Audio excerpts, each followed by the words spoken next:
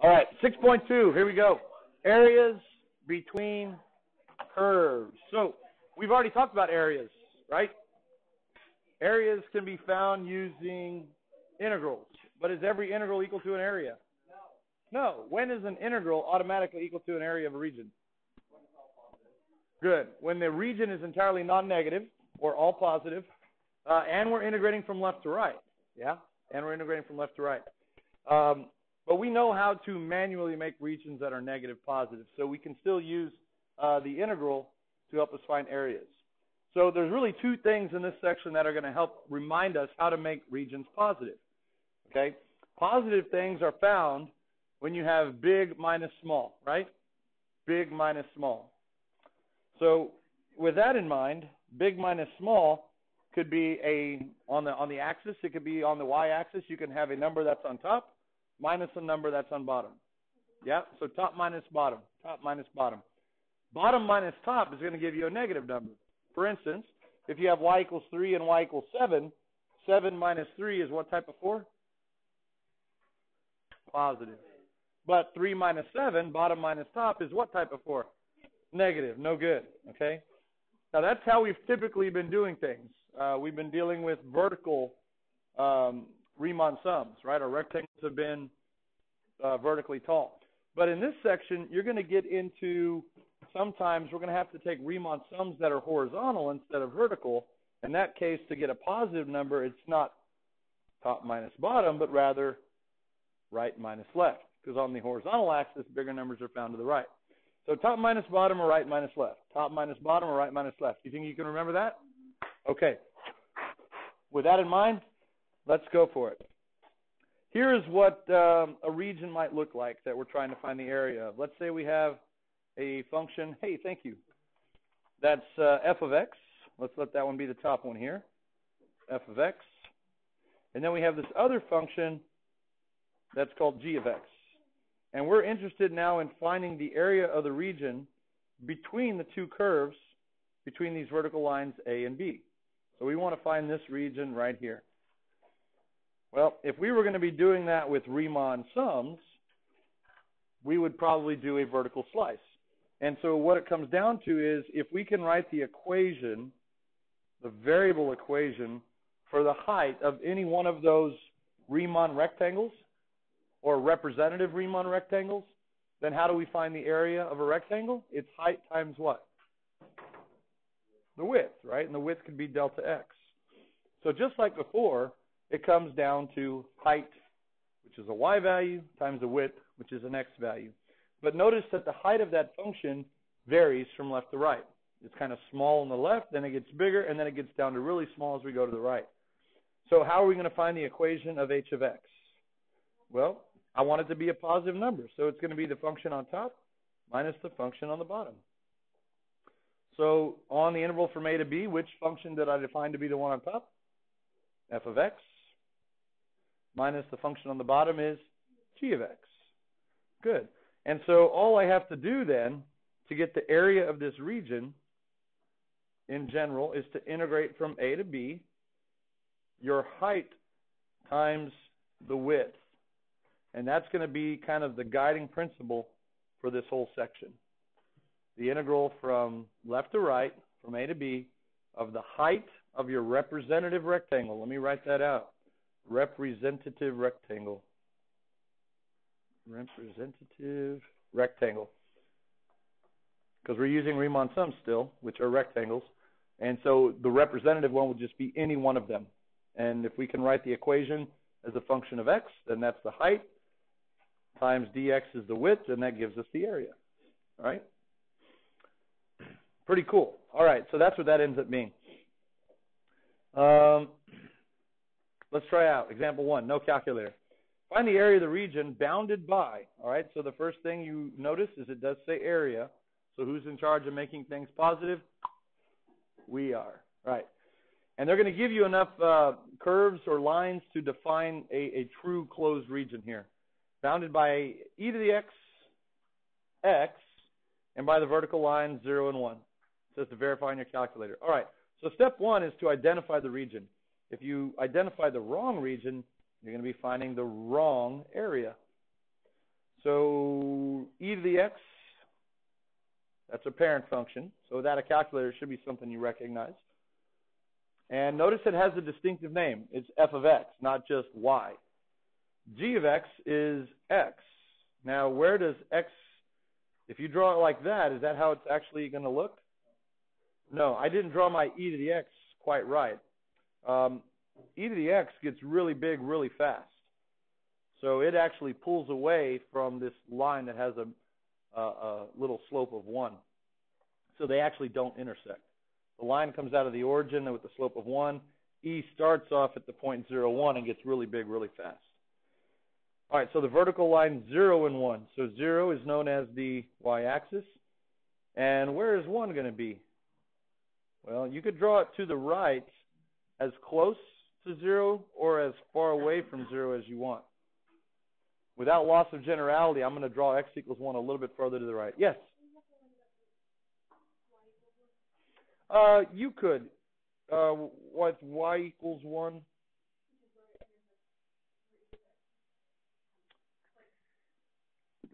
That would be, yeah, that'd be 2.7 right there.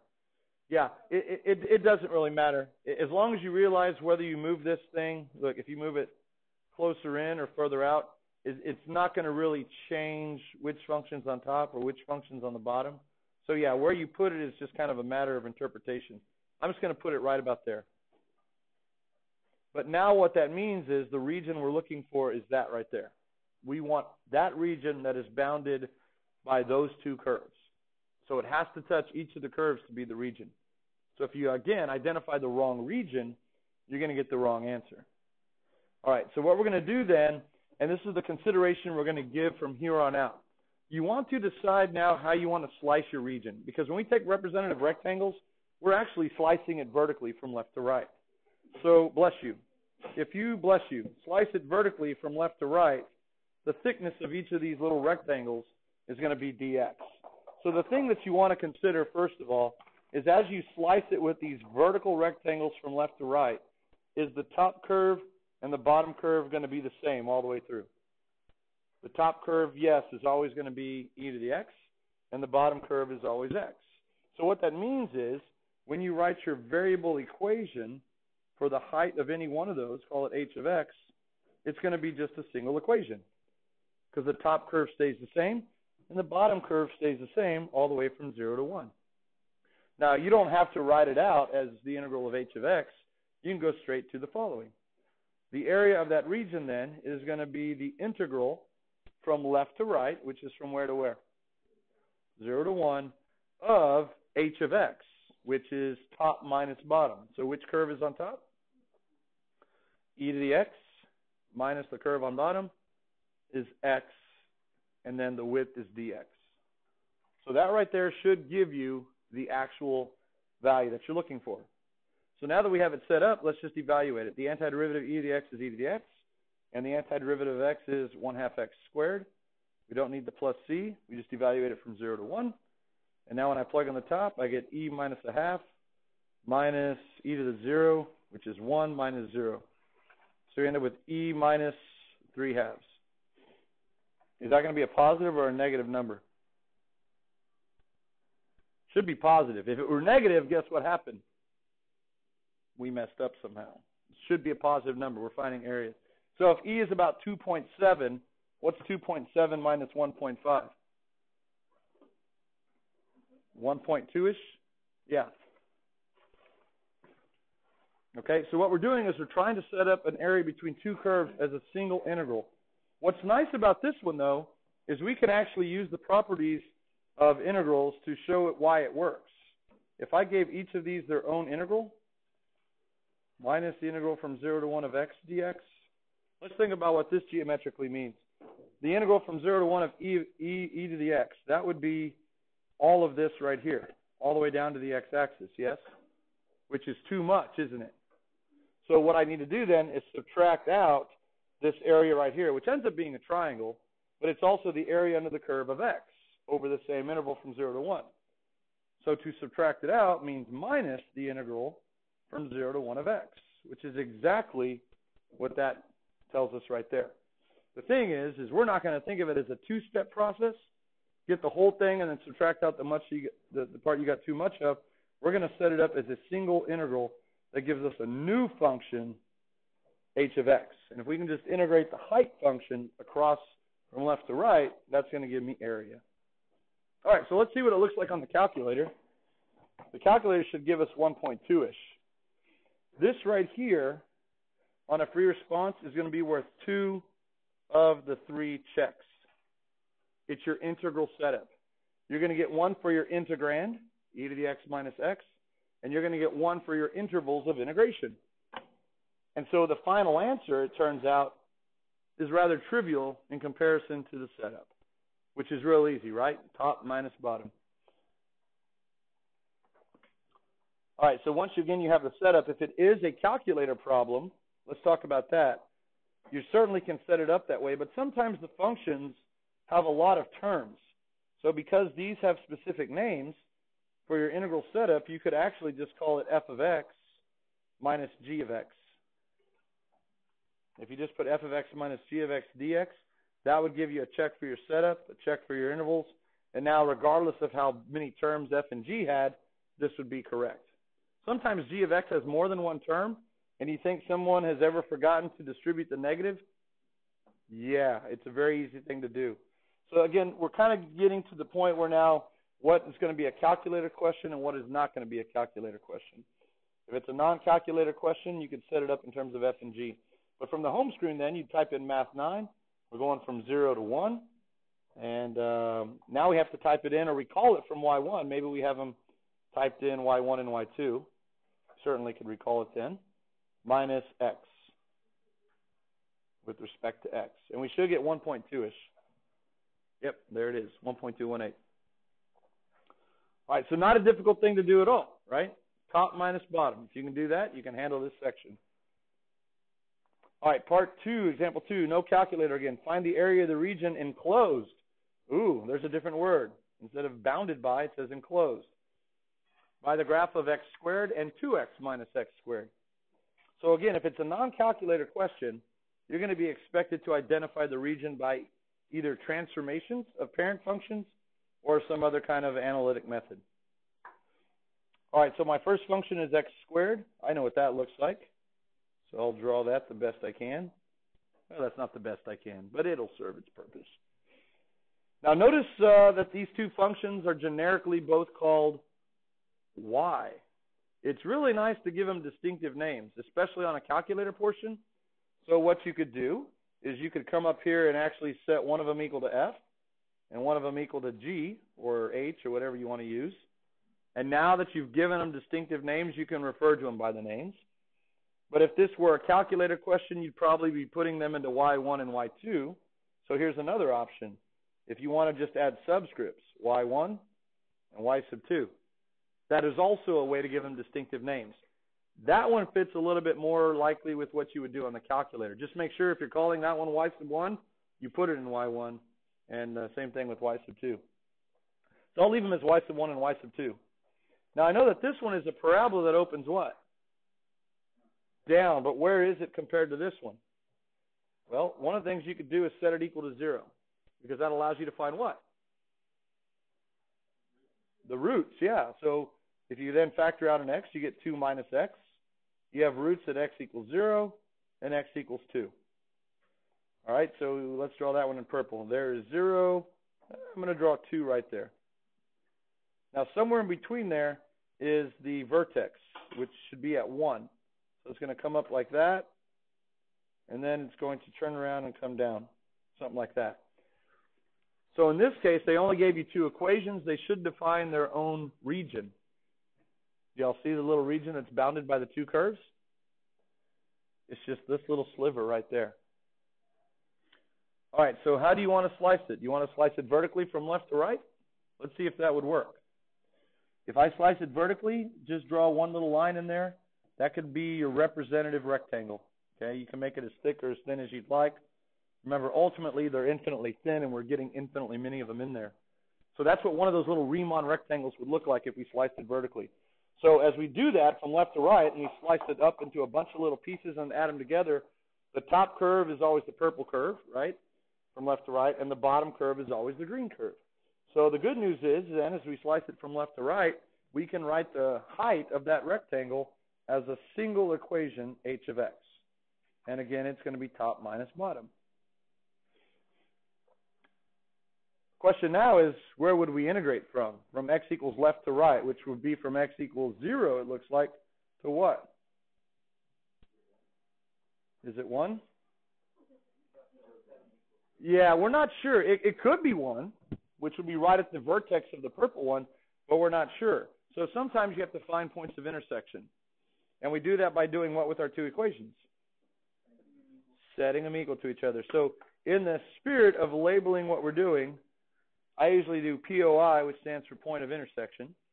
And we get x squared equals 2x minus x squared. So we'll bring everything to the left side, and we get 2x squared minus 2x equals 0. Factoring out of 2x, we get x minus 1. And it does turn out to be x equals 1. Who knew? We might have had suspicions, but now we know for sure. So now we're ready to set up our integral. Get in the habit at this point of labeling your integrals. Those integrals are going to mean all kinds of things. Areas, raw sewage, volume in the next section, arc length in the section after that. So this one is going to be area. And it's going to be the infinite sum of the areas of these little vertical rectangles from x equals 0 to 1 of your height times dx. All right, now this one said no calculator, so in this case, I'm going to go ahead and write my equations. Which function's on top? The 2x minus x squared. So if you want, since they do have specific names, if you put y sub 2 minus y sub 1, even on a non-calculator portion, that should give you the check for the integrand. If you just put y minus y, would that work? No, because now those are generic names. But that doesn't help you get much further because you have to do it by hand. So here's where you would then maybe, if not in the beginning, plug in. So that's 2x minus x squared minus x squared. So here would be a very possible danger if those happen to be flipped and you forgot to distribute. But in this case, we're subtracting a single term. All right, let's go ahead and simplify before we take the antiderivative. That's 2x minus 2x squared. And now we get x squared minus 2/3 x cubed. Evaluated from 0 to 1. Plug in the top minus plug in the bottom. We end up with a third. 1/3.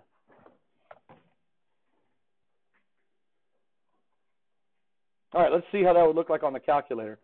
Let's go all out here this time and just say, what if this were a calculator question and we didn't recognize the curves? Because if it is a calculator question, you're probably not going to recognize that. So if I labeled x squared y1, then I'm going to put that in y1. And the other one, 2x minus x squared, we'll put that in y2. And then if you don't know what it looks like, Zoom 6 is a good place to start. I did y1 as x squared. That's why it didn't look curvy. Thank you. All right, that looks better. So here's a little region right here. You could zoom in. If you do zoom in, you can kind of scroll, and it zooms in by the same scale factor, just kind of get in the middle of where the region is. You can also zoom box, which defines corners. There it is. All right, so now what I would do if I didn't know the intervals of integration, I would hit second trace number what? 5. First curve, enter. Second curve, enter. I'm going to scroll to this one. I think it's 0. And it is 0. And then I'd find the second one, second trace number 5. Enter, enter, and then get closer to it. And this one is going to turn out to be a nice value of 1. But at this point, if that were like an ugly decimal, you would store it as a or something like that. All right, so in this case, I would have my intervals of integration. And now we go to the home screen. Okay, we do all of our calculations from the home screen. So once we show our integral setup then, which would be this, again, that's why it's so important, this tells me now exactly what I need to type in. So here we go. We have math 9 from 0 to 1, or if I had stored those as A and B, it would be from A to B. And then y2, which is alpha trace 2, minus alpha trace 1 with respect to x. And the calculator should give us what? if it is as smart as we. Very good, Kevin. It did. Way to go, calculator. Way to go. Yeah. All right, so that's the area of that little sliver. All right, not that bad, right? Pretty easy? Fun easy, if you will. Fun easy. All right, calculator permitted. Find the area of the region bounded by those two graphs. Are you going to spend a lot of time trying to figure out what the graphs look like on your own? Is calculator permitted? No. Notice they do have distinctive names.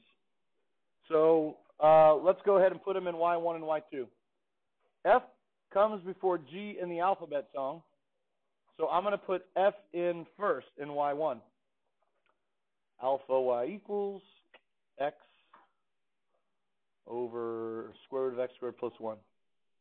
If you have a calculator, please play along. If not, don't play along. Just watch very intently and see if you agree with what I'm doing once I fix it. All right, so that looks pretty good for Y1, Y2, X to the fourth minus X. All right, so again, zoom 6. If you're not sure what it looks like. Oh, okay. Looks like an origin symmetric function and kind of like a parabola that's kicked in the shin, kind of dented up. So it looks like it's going to be this little region here. I'm going to go in for a closer look. And by that, I don't mean I'm going to put my face closer to the screen. I'm going to actually use the calculator zoom activity. So somewhere right there, it looks like I'm in the interior. And the blue one is what I'm calling F. It's good to know that. And the red one is what we're calling G. So do they intersect at 0? Maybe. Let's try it out. Second trace 5. Enter, enter. It doesn't take much effort. Enter. 0. Okay, cool. And then the second one, second trace number 5. Enter, enter. You can actually type in a guess of 1 if you don't like to scroll. Oh, 1.180. Should I round that and use the rounded number, or should I store that one? Store it. Okay, so to store it, if you hit second mode, quit, and you hit X, it automatically stores those values as X, but it'll override it. So that's why you want to store it as alpha A. Now you can use alpha A as long as you don't call your integral A for area. If you write out the word area, you're good. But if you use A for area, don't use A here. Okay, so I think I've got it. Which function was on top in my region? The blue one, which was what I was calling F. So if we slice it vertically from left to right, can I do it with the single equation for H? As I go from left to right, the blue's always on top and the red's always on the bottom. So blue minus red works. Perfect. So we're still sticking with our comfortable vertical slices here. So now let's go to our paper. We have to write a few things here. POI, you want to say f of x equals g of x at x equals 0 and x equals, you do want to make sure you're writing down everything. So I'll say at 1.180, and then you put equals a. So just because it's a calculator question doesn't mean you don't show the work that you're solving on the calculator, because that would be worth a check right there. All right? Point of intersection, f equals g. You have 0, and then you have 1.180 to 3 decimals, truncated, but now you're showing that it's equal to a. And so now you can go straight to your integral. Area equals the net accumulation of infinitely thin vertical slices from where to where? 0 to a. That's from left to right. Parentheses, was it f minus g or g minus f, or does it matter? It's f minus g. And you could even just put f minus g. You don't even need the independent variable because we're assuming that it's x.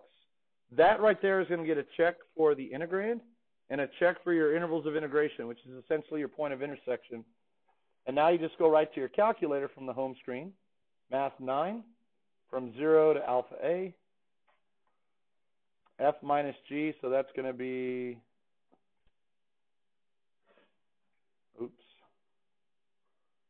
I messed that one up. Okay, try it again. It's y1 minus y2. What if you did all this work and you ended up with a negative answer? What's the likely culprit? Very good. You did bottom minus top. If you knew, let's say that you got a negative, how would you fix that? Would you just erase the negative? No, you have to go back and fix it in the beginning. If you get a negative number, you have a reversal there. That if you don't fix it in the problem, you're not going to get the integrand check. So make sure you go back up, and instead of f minus g, you would put g minus f, and then make it positive. So rework the problem. But in this case, the final answer is worth the third check. And these make handsome free response questions. Part A would be find the area of the region. It's worth 3. And the next 2 typically turn out to be volumes, which we'll cover in the next section. All right, so that's a good place to stop before lunch. After lunch, we'll start slicing things horizontally. Because in the end, it doesn't matter how you slice it, right? When you add them all back together, you get the whole thing. But slicing horizontally is not something we've done before. Questions so far? All right, it's both fun and easy. It's fun easy. All right, y'all, I'm going to